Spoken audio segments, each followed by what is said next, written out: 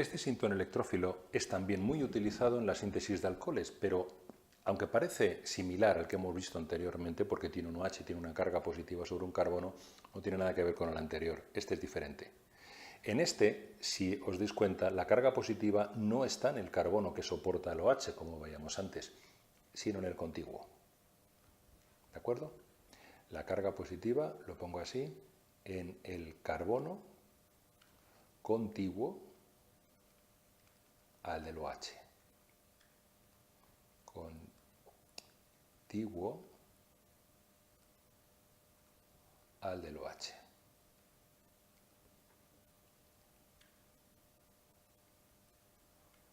¿De acuerdo? Bien. ¿Cuál es el equivalente sintético? El equivalente sintético es un epóxido. ¿Por qué un epóxido? Pues porque el epóxido es un grupo funcional en el cual los dos carbonos que están unidos al oxígeno tienen carga positiva, precisamente debido a la presencia del oxígeno, que es mucho más electronegativo que el carbono. Pero no solo eso, cuando es un anillo muy tenso y entonces cuando es atacado se abre.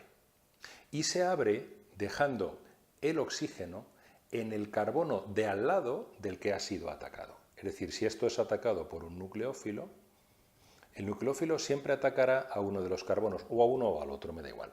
Pero aquel al que ataque me va a dejar el OH, veis cómo se rompe este enlace, y el oxígeno, que al final va a terminar siendo OH, queda en el carbono de al lado.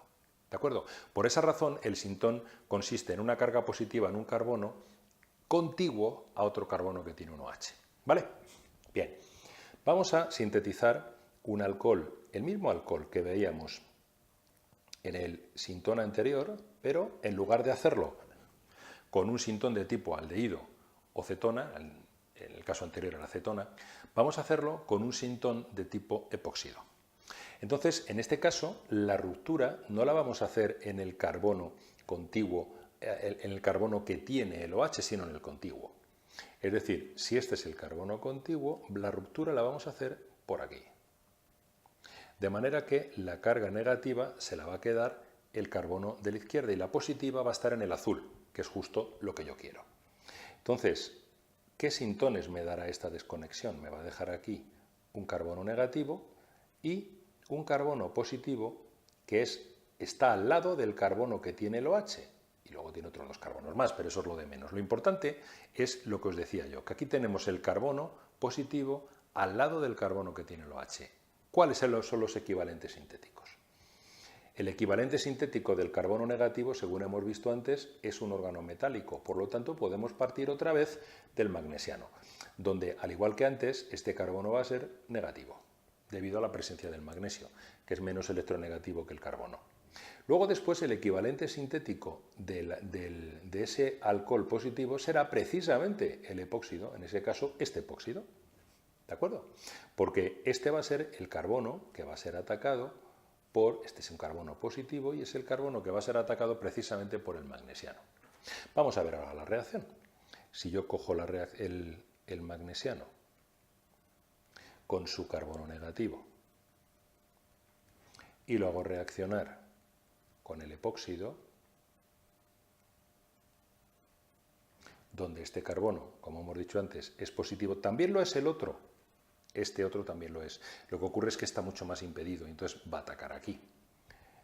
Se produce el ataque con apertura del oxígeno para dar lugar a una sal parecida a la que vimos en el apartado anterior, pero con la diferencia en que ahora, como veis, el OH no queda en el carbono que ha sido atacado, sino en el de al lado, porque hemos partido de un epóxido. En realidad, lo primero que se obtiene no es esto, es el O-. Luego tenemos que hidrolizar exactamente igual que en el caso anterior, porque se forma primero una sal de magnesio, que es esta, y que después requiere de la hidrólisis para llegar finalmente a el alcohol. Y fijaros que hemos llegado al mismo alcohol al que hemos llegado antes, solo que a través de una estrategia diferente. Si partimos de un órgano metálico de 3 carbonos, podemos utilizar el epóxido, que nos aporta 2 carbonos y el oxígeno, ¿de ¿de acuerdo? Siendo atacado el carbono que está al lado del carbono que soporta el oxígeno. Mientras que en el caso anterior, si utilizamos un aldehído o una acetona, entonces necesitamos un magnesiano que tenga un carbono más, porque va a atacar al carbono que soporta al OH, como veíamos en el anterior síntoma. Os digo esto para que comparéis uno con otro.